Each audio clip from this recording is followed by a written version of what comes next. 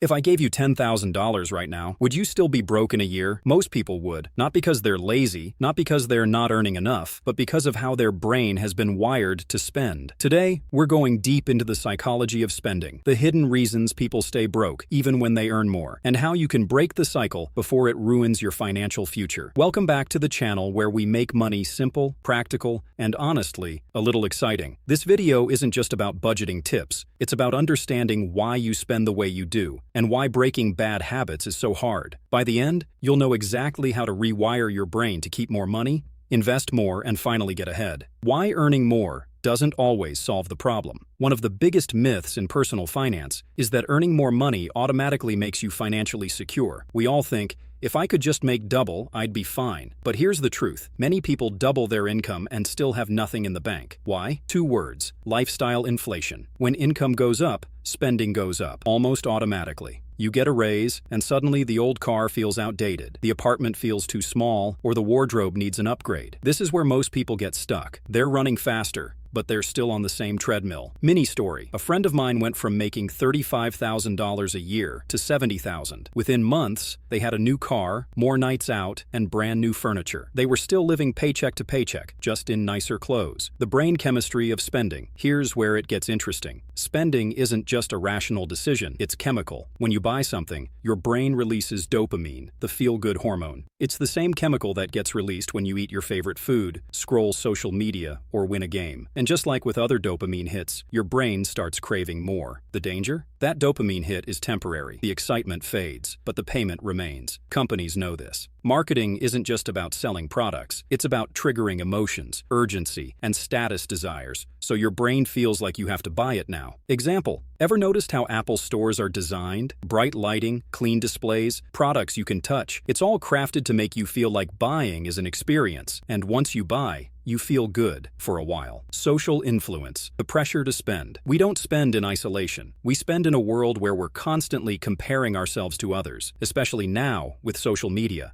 In the past, you compared yourself to neighbors or colleagues. Now you compare yourself to celebrities, influencers, and strangers online, people who seem to have perfect lives. This leads to social spending, buying things to match a perceived standard, even if it's not financially smart. In psychology, this is called keeping up with the Joneses. The Joneses used to be your neighbors. Now, they're everyone you see on Instagram. UK-US examples. UK, booking that expensive summer trip because your mates are going. US, upgrading your car because your coworker just got a new Tesla. The 4 spending traps that keep people broke. 1. Emotional spending. Buying to feel better. Stress, sadness, or boredom triggers spending as a coping mechanism. The short-term relief often leads to long-term regret. 2. Instant gratification. Choosing small pleasures now over bigger rewards later. Example: spending $200 on a night out instead of putting it into savings, where it could grow. 3. Subscription creep. Signing up for just a £9.99 $9.99 service here and there until you're paying hundreds a month for things you barely use.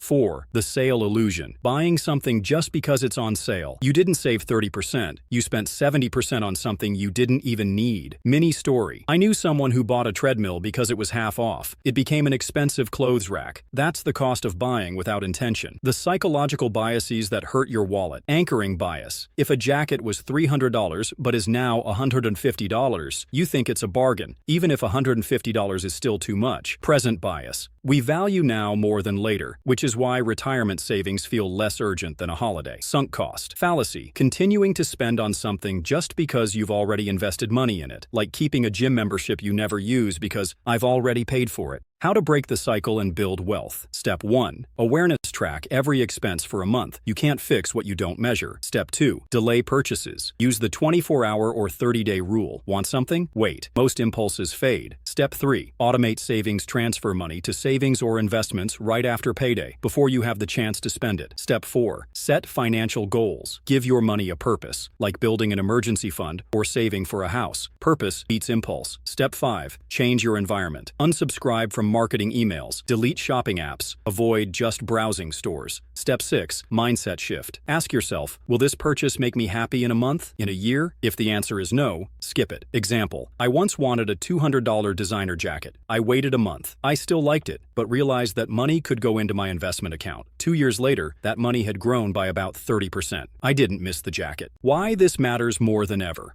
In both the US and the UK, the cost of living is rising faster than many incomes. If you don't get control of your spending psychology now, you'll always feel like you're behind, no matter how much you earn. Wealth isn't just about making money, it's about keeping it, growing it, and using it intentionally. Most people stay broke, not because they don't work hard, but because they don't understand the psychology behind their spending. Break the cycle, and you can build a future where money is your tool, not your master. If this video opened your eyes, give it a thumbs up, subscribe for more money mindset and finance tips, and drop a comment telling me the biggest spending habit you're going to change starting today. Remember, the real flex isn't looking rich, it's actually being rich.